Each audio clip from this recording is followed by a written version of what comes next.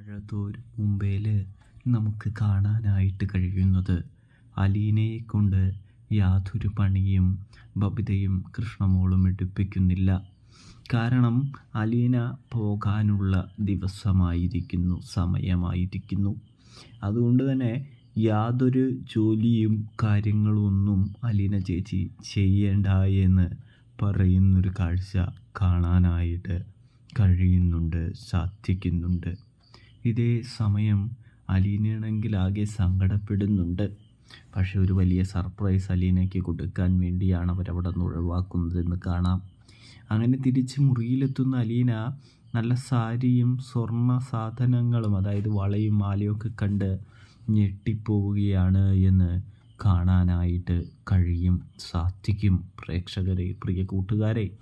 അപ്പോൾ റിവ്യൂ ഇഷ്ടപ്പെട്ടാൽ സബ്സ്ക്രൈബ് ചെയ്യാനായിട്ട് മറക്കരുത്.